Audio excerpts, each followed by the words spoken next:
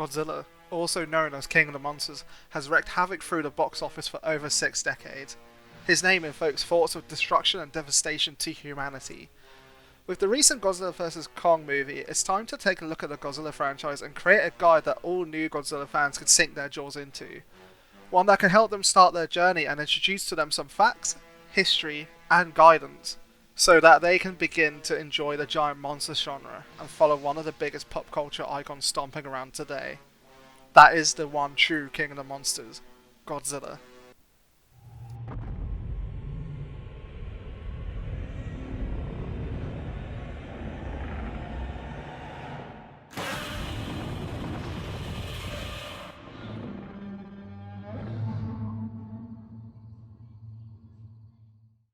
So before we jump into the meat of the guide, we've got to get all you new fans caught up to the basics for Godzilla. The first important thing for new fans to know about Godzilla is that he has been a huge franchise for over 67 years, starting back in 1954 with Gojira, directed by the legendary Ishiro Honda, who would go on to make 7 more Godzilla movies in his time working on the franchise. Ishiro Honda is one of the most notable names in the Godzilla fandom because he is also a famous film director, screenwriter, and he is best known for his Kaiju and Tokusatsu films, which we'll be covering later on in the video as well. You may or may not heard, but the actual Japanese name for Godzilla is Gojira. This is a combination of the animal names gorilla and whale in Japanese. Despite this name, Godzilla does not look like a gorilla or whale. Famous art director and special effects artist Akira Watanabe, who was responsible for working on the final designs for Godzilla, King Ghidorah and Baragon, which are multiple Godzilla monsters, has said that Godzilla is a T-Rex, Stegosaurus, Iguanodon, and alligator to form a blended chimera. This is why the dorsal plates on Godzilla's back look so similar to the Stegosaurus, and his general facial structure look very identical to the Tyrannosaurus Rex. Though something to keep in mind is that his origin and species changes from various Godzilla films, but at the very base level this is what Godzilla's design was meant to be and chosen by the production company Toho.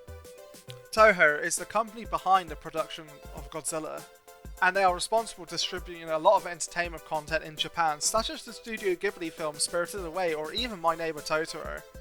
While Toho has been known to be a production company and distributing multiple licenses outside of their production, they are most notably known for their Godzilla movies that would last decades and see almost yearly releases. Though these yearly releases won't last so long until the next era of Godzilla movies began. Toho created Godzilla, a global icon of Kaiju and Tokusatsu genres, and has since been reappearing on the big screen to wreak havoc to our wallets. If you're unfamiliar with the two terms Kaiju and Tokusatsu, Kaiju is the Japanese word for giant monster, and that's why you see people refer to Godzilla as a Kaiju. Tokusatsu, on the other hand, is the Japanese term for live action film or television drama that makes heavy use of special effects. Tokusatsu entertainment often deals with science fiction, fantasy or horror, just like Godzilla does, and it often uses technology such as suitmation. With suitmation itself just basically being the process of portraying monsters using suit acting. This is most commonly seen in Godzilla movies, Gamera or Ultraman. At the time of this video we have had over 36 Godzilla movies, 32 of them by Japanese production company Toho and 4 American ones.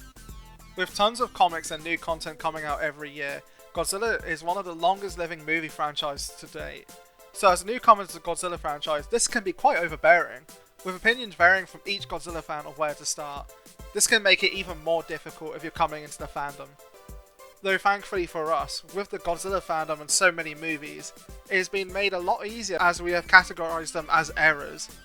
You may hear each fan talk about these different eras differently, but there are 4 main important Japanese eras for Godzilla movies, with each era corresponding to the Japanese emperor during the time of production.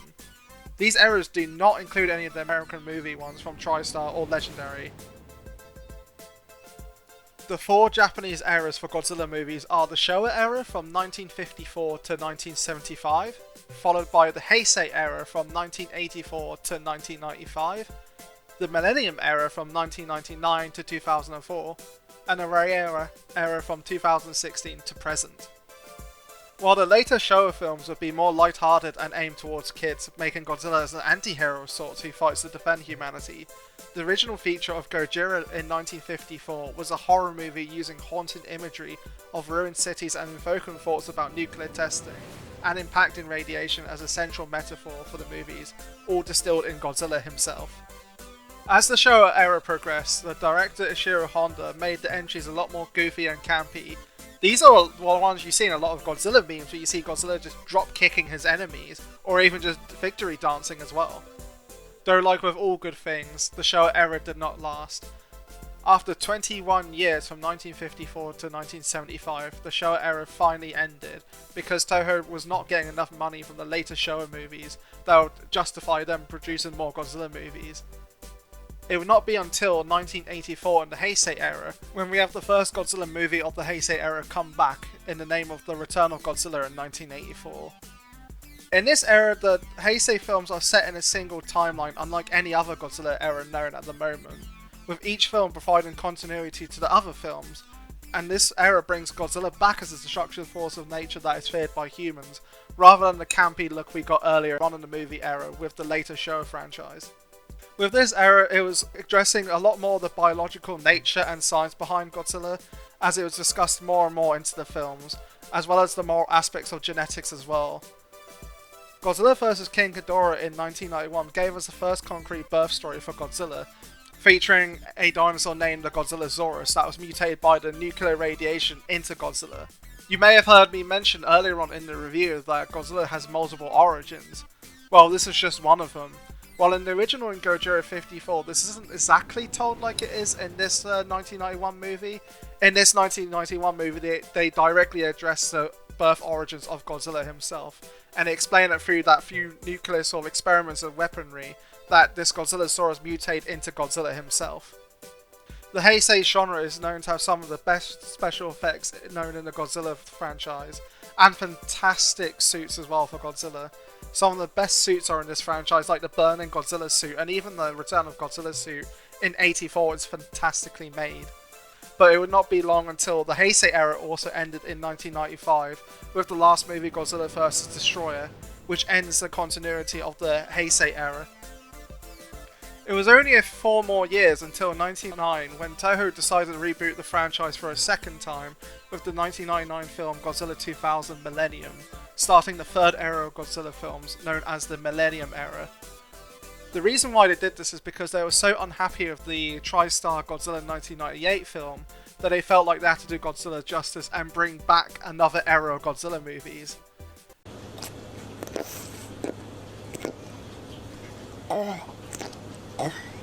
The only 2 films in this series to have continuity of each other is Godzilla Against Mechagodzilla and Godzilla Tokyo SOS, so you can watch any other of the movies in any order you want. These are the only other films in the franchise that have continuity, as well as the Heisei ones, so you can watch any other films in any order you like. The final era for Godzilla is the Reiera era, which has started in 2016 and is still going today. After the success of Godzilla 2014 by Legendary Studios and director Gareth Edwards, Toho decided to put the wheels back into motion by creating their own Godzilla, known as the Shin Godzilla. While the original film in 1954 dealt with the theme of atomic bombings of Hiroshima and Nagasaki, Shin Godzilla drew inspiration from the Fukushima disaster in 2011 after the earthquake and tsunami happened. This film directly dealt with the response of the Japanese government and how incompetent they were, making it a central theme for the Shin Godzilla movie. There's only 3 other movies in the Reiera era at the moment, which are the anime movies. After Shin Godzilla in 2016, we had the Godzilla Planet of the Monsters, City of the Edge of Battle, and Godzilla Planet Eater, with a new anime series called Godzilla Singular Point currently being released in Japan at the time of this video.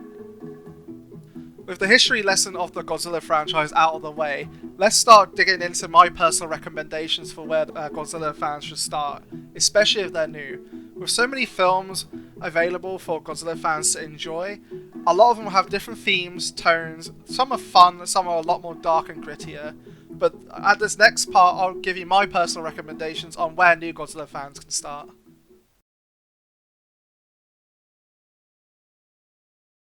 Now that we've got some trivia and facts out of the way, as well as a history lesson on the Godzilla franchise and how it became a thing of today, this next part of the video will be me addressing all of you into like what Godzilla movies I would recommend. If you're new and just watched Godzilla vs. Kong like me, and you've not watched the rest of the MonsterVerse movies, then I would definitely recommend that, as they have fantastic effects and they all give their own sort of direction and expectation for what you will see in the Toho movies as well. If you have already seen them, then we can get stuck straight into the Godzilla franchise and the older Toho Japanese movies. And if you've not watched the recent Godzilla movies, then that's definitely a place that I'd recommend for you, as well as Gojira in 1954. As mentioned earlier in the guide, we touched upon Gojira in 1954, and I've already mentioned that it's a metaphor for nuclear weapons, with a somber story telling Godzilla of this unstoppable monster. Because this is the movie that made Godzilla and gave him his star power, along with the MonsterVerse movies, I would definitely recommend anyone who's getting into the Godzilla fandom to watch this movie first, as this is the one that gives them the gravitas and the understanding that Godzilla is just a metaphor for the bombings of Hiroshima and Nagasaki. After you finish the MonsterVerse movies and Gojira in 1954, the first movie I'd recommend for Godzilla fans is Mothra vs. Godzilla in 1964. This movie was the first movie to introduce Mothra, and also marked the first time Toho as a company brought in monsters from their other movies into the Godzilla franchise.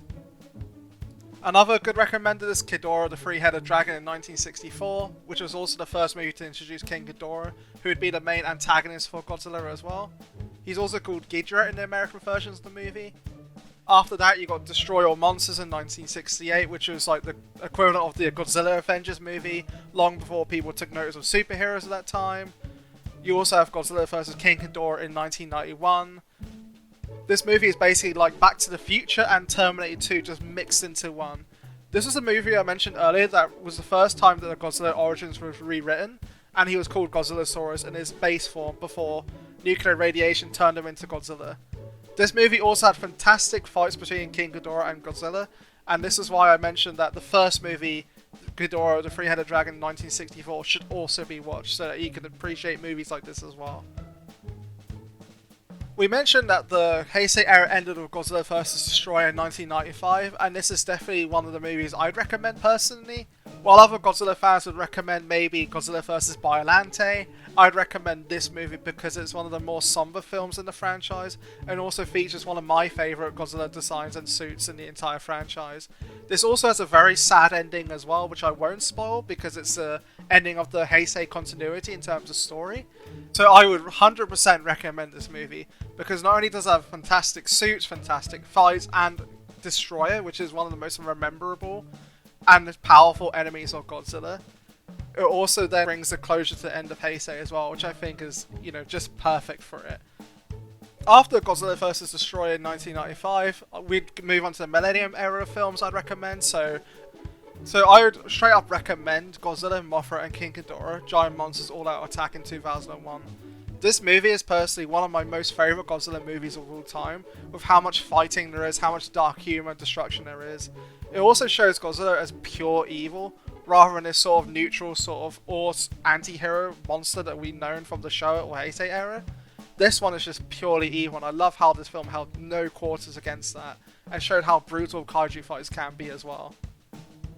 After that, I'm going to put these both together because these are the ones I mentioned earlier in the Millennium era that have continuity. So I'd recommend Godzilla and Mechagodzilla, and also Mechagodzilla Tokyo SOS, because they introduced to us the latest form of Mechagodzilla, which is the Kiryu one.